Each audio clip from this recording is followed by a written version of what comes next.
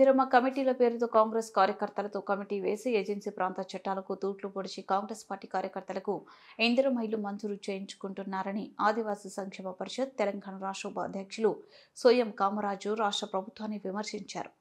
ఆ సంఘం ఆధ్వర్యంలో మొలకపాటిలో జరిగిన మీడియా సమావేశంలో వారు మాట్లాడారు. ఏజెన్సీ ప్రాంతంలో 1/70 చట్టం పీసా కమిటీ తీర్మానం లేకుండా ఇందిరమ్మ కమిటీలు ఏకపక్షంగా వేశారని, కనీసం పీసా కమిటీలను భాగస్వామ్యం చేయకుండా ఏజెన్సీ చట్టాలను కాపాడవలసిన రాష్ట్ర ప్రభుత్వమే చట్టాలను నిర్వీర్యం చేస్తుందని ఆవేదన వ్యక్తం చేశారు.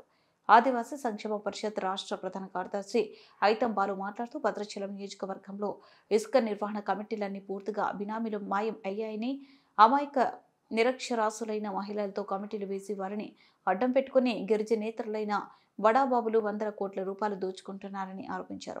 మణుగూరులో జరిగే ఆదివాసీ సంక్షేమ పరిషత్ రాష్ట్ర కమిటీ సమావేశాలను జయప్రదం చేయాలని ఈ సందర్భంగా ఆయన పిలుపునిచ్చారు.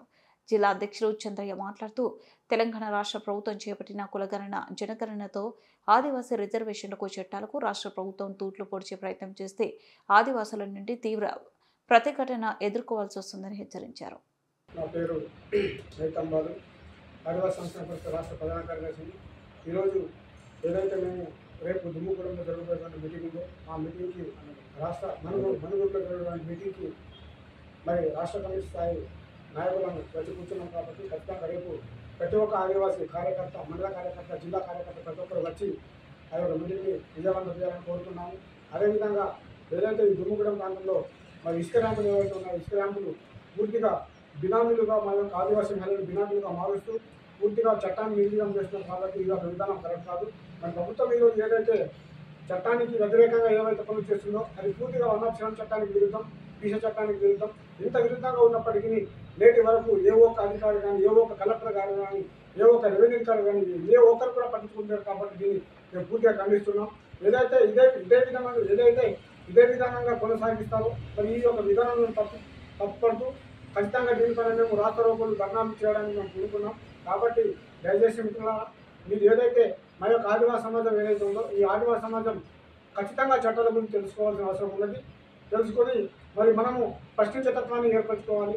లేకపోతే మాత్రం మన యొక్క మనుగడ చాలా వచ్చే తరం చాలా నష్టాల్లో కూరుకుపోతుందని చెప్పేసి మరి ఈ సందర్భంగా తెలియజేస్తున్నాము. ఏదైతే 107 చట్టం ఉందో దాన్ని పకడ్బందీగా ఇంప్లిమెంట్ చేయాలి. పీసా చట్టం ఉందో పీసా చట్టాన్ని కూడా పకడ్బందీగా ఇంప్లిమెంట్ చేయాలి. SC/ST అట్రాసిటీ చట్టం ఉంది, SC/ST అట్రాసిటీ చట్టాన్ని కూడా పకడ్బందీగా ఇంప్లిమెంట్ చేయాలి.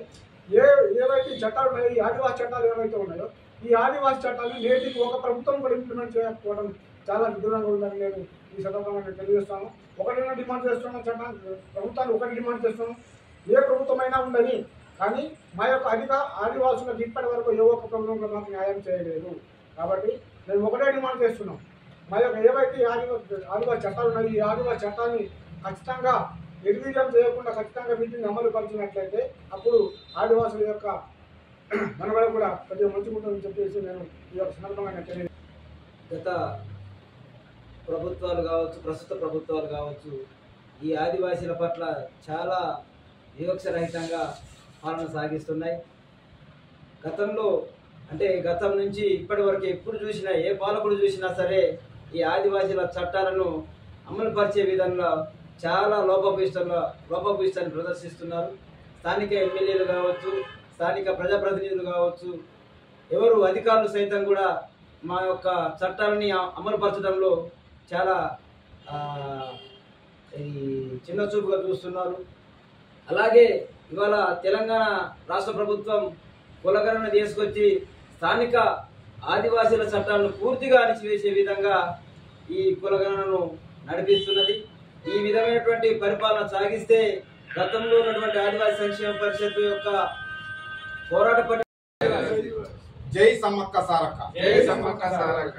ఈరోజు దుమ్మగూడెం మండలం నడిబొడ్డున ఆదివాసీ సంక్షేమ పరిషత్ రాష్ట్ర కమిటీ ఆధ్వర్యంలో సమావేశం ఏర్పాటు చేయడం జరిగింది. సమావేశం అనంతరం రోజు ప్రెస్ క్లబ్లోని మరి రాష్ట్ర ప్రభుత్వం నిరంకుశ వ్యవహారానికి వ్యతిరేకంగా ఈరోజు మేము కొన్ని డిమాండ్స్ ఈ ప్రభుత్వానికి చెప్పదలుచుకున్నాం. ముఖ్యంగా ఏజెన్సీ ప్రాంతంలోనే ఏం చేయాలన్నా పీసా కమిటీ తీర్మానాలు ఉండాలి. ఇక్కడ ఉన్నటువంటి ఆదివాసుల అభిప్రాయ సేకరణతోటే ఏ కార్యక్రమాన్ని తీసుకోవాల్సి ఉంటుంది. కానీ ఈరోజు ప్రభుత్వం మనం చూస్తూ ఉంటే దాని ఇష్టానుసారంగా ఇక్కడ 170 చట్టాన్ని ఉల్లంఘన చేస్తూ, ఈసా చట్టాన్ని ఉల్లంఘన చేస్తూ, ఇందిరమ్మ కమిటీల పేరుతోటి వాళ్ళకి ఇష్టం వచ్చినట్టు ఆ రాజకీయాన్ని పొలుముతూ, వాళ్ళకి నచ్చిన వాళ్ళని వాళ్ళకి కావాల్సినట్టు మాత్రమే ఆ ఇల్లు మంజూరు చేస్తూ మిగతా వాళ్ళందరినీ కూడా పక్కగా పట్టించడం జరుగుతుంది. పూర్తిగా చట్టానికి విరుద్ధం. ఇందిరమ్మ కమిటీలు పెట్టే క్రమంలోనే అక్కడ పీసా కమిటీ సభ్యులు ఉంటారు, పీసా కమిటీ అధ్యక్షులు ఉంటారు. వాళ్ళ ఆధ్వర్యంలో పెట్టవలసింది మరి ఏమాత్రం కూడా పీసా కమిటీని పిలవకుండా, అసలు కమిటీలు ఉన్నాయో లేవో తెలవకుండా వాళ్ళ ఇష్టానుసారంగా వెళ్తా ఉన్నారు. కనుక ఇది తప్పుదో పడుతూ ఉంది. తక్షణమే దీన్ని నిలుపుదల చేయాలనేసి డిమాండ్ చేస్తా ఉన్నాం. అలాగే ఏజెన్సీ ప్రాంతాల్లోని ఇసుక ర్యాంపులు ఉన్నామన్నాడు దాకా మనం చూస్తే అటు వాజేడు దగ్గర నుంచి ఇటు దుమ్మగూడెం నుంచి రోడ్లు మొత్తం ధ్వంసం అయిపోయి ఉన్నాయి. కానీ ఇసుక ర్యాంపులు ఎవరికి ఇవ్వాలి, ఆ ఇసుక ర్యాంపులను ఎవరు నడపాలంటే అక్కడేమో ఆదివాసులు నిరక్షరాసులైన మహిళల్ని సభ్యులుగా పెట్టి పూర్తిగా బినామీలు వచ్చేసి వాటిని సుమారు అడుగు నుంచి 2 అడుగులు తీయాల్సి ఉంటే 8-9 అడుగులు లోపల తీయడం, అలానే రాత్రులు 10-11 గంటల వరకు నుంచి వర్క్ చేసుకుంటూ చట్టాన్ని మొత్తం కూడా ఉల్లంఘన చేస్తూ ఉన్నారు. ఇది సరైన పద్ధతి కాదు.